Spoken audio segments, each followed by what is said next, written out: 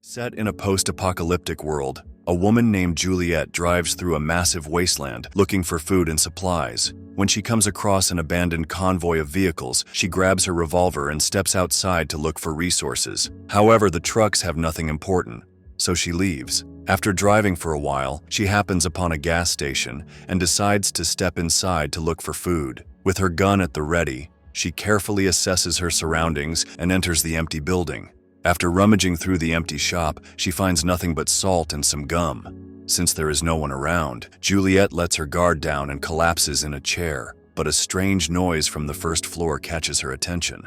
Something growls and crawls in the false ceiling, so Juliet instantly leaves the gas station and darts toward her car. As she drives away, she talks to her friend Harry, informing him about the creature hiding in the gas station. While he is worried about how they will feed the 39 survivors without more supplies, Harry asks her to head back before it is dark. With her battery running low, she turns the radio off and takes a shortcut to reach their base earlier. On her way back, she notices an RV with blood marks, so she approaches it, only to find a wounded man nearby. With her gun aimed at the man, she asks him about the creature's whereabouts. The man tells her that he locked it inside the vehicle, where she will also find canned food. But the man wants her to end his misery, as he is not looking forward to becoming the next meal for the monster, or Reaper, as he calls it. Not willing to waste a bullet on the wounded man, she asks him to either choose death by removing his hand from the wound and bleeding out, or stay alive by coming with her. Without wasting any more time, Juliet enters the RV and fights the monster, soon managing to kill it. Stepping outside to catch her breath, Juliet notices the stranger's limp body sprawled on the floor. Exhausted, she quickly collects the food cans from the dead man's RV and leaves. While driving, she glances at a picture of herself with a man. Suddenly, a gust of wind blows the photo away, and Juliet tries to grab it, taking her eyes off the road. This causes her to lose control of her vehicle, which swerves off the road and flips multiple times in the desert, and Juliet passes out. In a flashback, we see Juliet at an art gallery many years before the apocalypse. Jack, the man who owns the gallery, tries to flirt with Juliet, but she shrugs him off. She tells him that the only reason she is inside a gallery is because of the rain.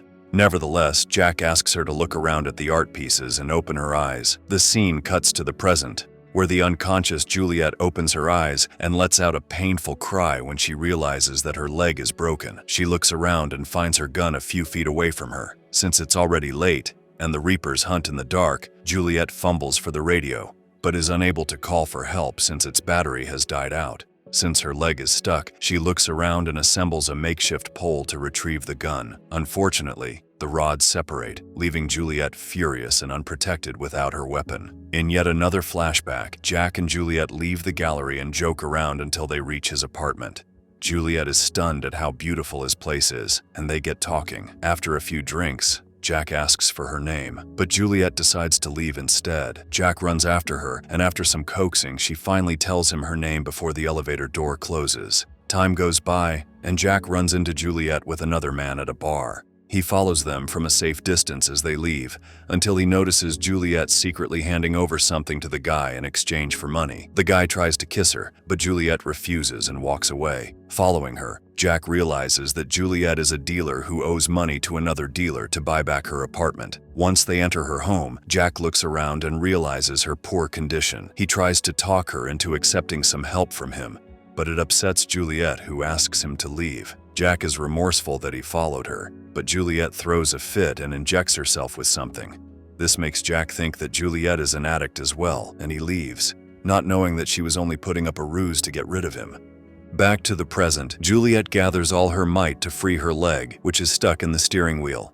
She ties a tourniquet and then uses alcohol to disinfect the wound. Through the excruciating pain, she manages to push the protruding bone back inside and then ties the wound up. After regaining her strength, she tries to fix the radio and eventually succeeds. She is able to make contact with Harry and inform him that she is injured. Harry's delayed response frustrates Juliet, but suddenly she hears a creature nearby. Quickly, she crawls out of her car and grabs the gun, positioning herself to shoot the Reaper if it attacks her. Soon after, the Reaper shows up, but does not notice Juliet. Just then, Harry's voice from Juliet's radio attracts the Reaper, and it heads toward the car. Juliet has no choice but to throw her radio outside her vehicle to distract the Reaper. However, it picks up the radio and throws it further away, as if clearing its way toward the car. Juliet is sure that the Reaper will find her, but luckily enough, it notices another Reaper nearby and walks away in its direction. With a sigh of relief, Juliet loads her gun with new bullets, since the night is far from over. In a flashback, Juliet shows up at Jack's apartment all beaten and bruised. Without asking any questions, Jack brings her in and tends to her wounds, cleaning her up. The morning after, Juliet finds him having breakfast and thanks him for helping her out.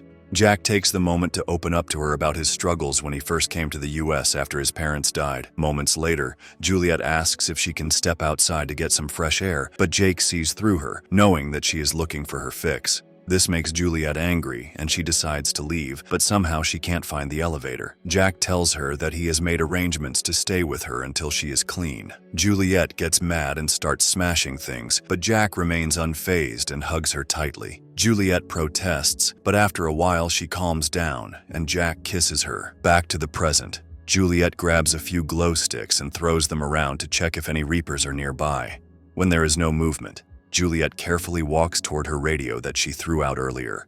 As she turns slowly, she hears something behind her, so she throws more glow sticks around arbitrarily in the hopes of finding the source. Suddenly, she realizes that the Reaper is on top of her car, so she shoots at it and quickly dashes under her car for cover. As she quietly waits for the Reaper to follow her into the car, suddenly a hand appears behind her and yanks away the window cover. This startles Juliet, giving the Reaper enough time to grab her by the foot. Desperate to save herself, Juliet starts the car and rams down on the accelerator, which makes the wheels move and injure the Reaper. Juliet waits in silence and fires a few gunshots when she thinks she hears the Reaper running away. Unbeknownst to her, the Reaper is already inside the vehicle. Just before it can attack her, she quickly turns around and shoots it.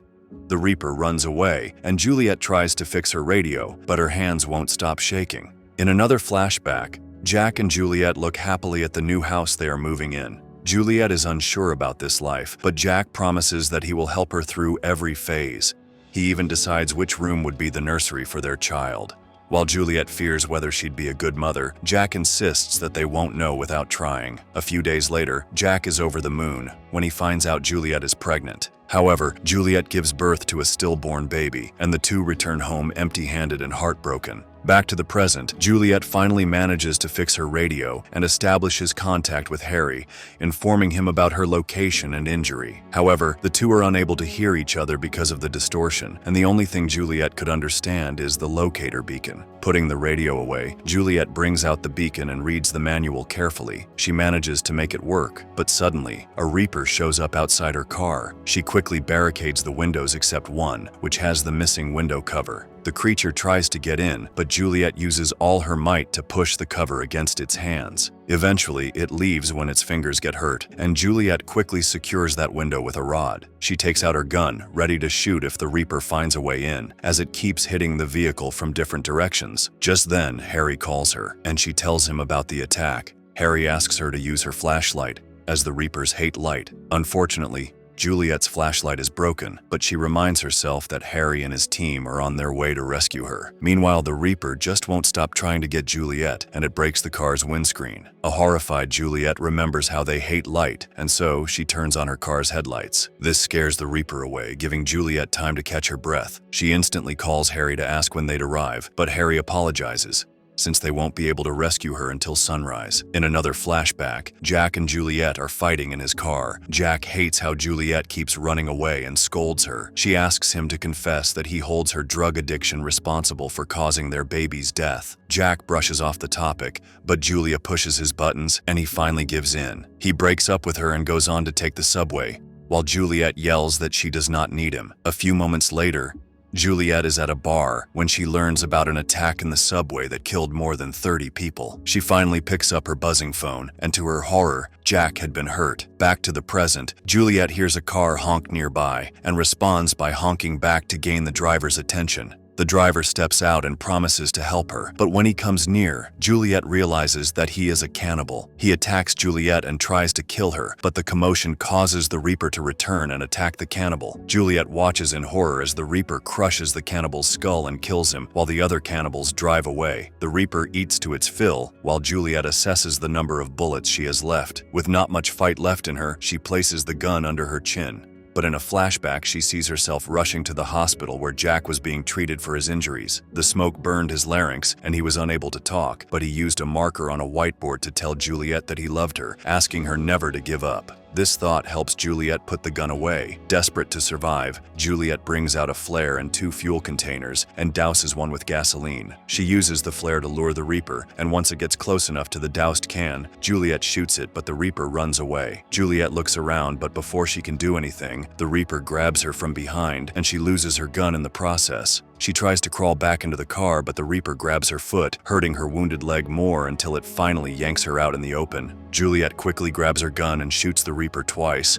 and it stops moving. Relieved that it is all over, Juliet lies on the floor waiting for daybreak. As she looks at the stars, she remembers Jack's death, and that leaves her bitter and angry. A few moments before sunrise, Juliet notices the Reaper slowly moving toward her. Since she doesn't have any bullets left, she tries to reload her gun, but the Reaper climbs on top of her and gently touches her face just like Jack used to. Juliet remembers how Jack believed fate would always bring 2 people together, no matter what. As the sun shines on them, Juliet embraces Jack the Reaper and tells him that she loves him. With their heads close enough, she uses her last bullet to kill both Jack and herself so they can be together in the afterlife. This is where the movie ends. We hope you enjoyed our recap. Watch the next videos on the screen and don't forget to subscribe for more amazing recaps. See you in the next one.